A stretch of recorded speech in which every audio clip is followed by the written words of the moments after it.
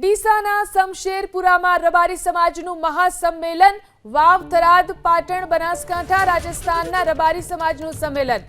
મહાસંમેલનમાં રબારી સમાજ ઘડશે સામાજિક બંધારણ। એમએલએ માવજી દેસાઈના નેતૃત્વમાં ઐતિહાસિક મહાસંમેલન યોજાવા જઈ રહ્યું છે। સ્ટેજ પર નહીં, જમીન પર બેસી અને સામાજિક બંધારણ બનાવવામાં આવશે।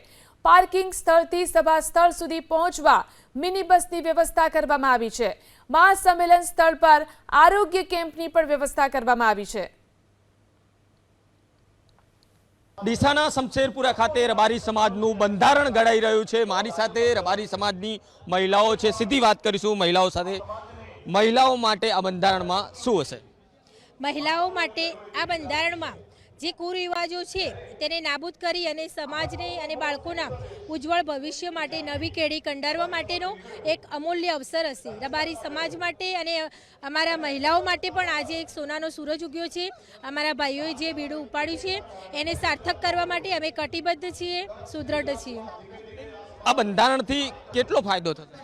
મારું નામ રેખાબેન રાજુભાઈ દેસાઈ, હું રતનપુરથી છું અને આજનો આ દિવસ સુવર્ણ દિવસ ગણીએ છીએ અને માવજીભાઈ અને ગોવાભાઈએ જે આ દિવસ માટે જે પણ ફાળો આપ્યો છે એમના માટે અમે ખૂબ જ આભારી છીએ અને આજના દિવસ માટે જે પણ નિર્ણયો લેવામાં આવશે એમાં દરેક મહિલાએ સપોર્ટ કરી અને ભાઈઓને આગળ વધવે એવો પ્રાર્થના કરું છું।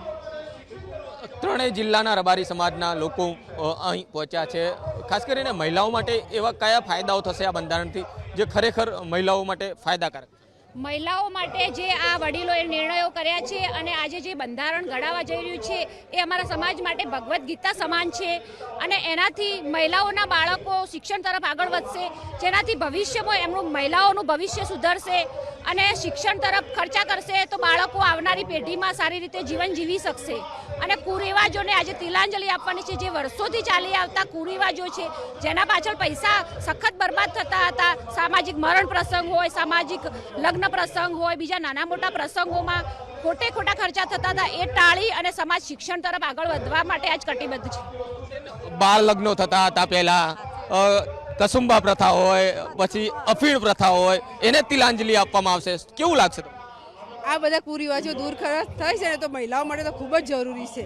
આખા સમાજ જ્યારે આજે ભેગો થયો છે એ અમારા આખા ઉત્તર ગુજરાત રબારી સમાજ છે।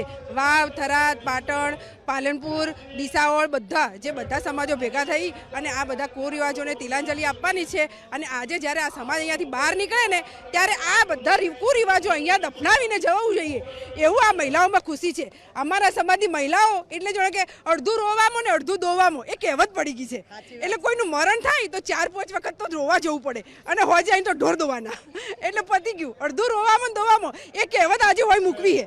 કોઈ મરે તો ખાલી એક વખત રોવા જવાનું, બસ એવી કહેવત હોવી જોઈએ। એટલે આ બધા રિવાજો દૂર થાય એ ખૂબ જ જરૂરી છે। મારું નામ જસીબેન દેસાઈ, પાલનપુર। તો જે સમાજના કુરિવાજો હતા તેમને તિલાંજલિ આપવામાં આવશે।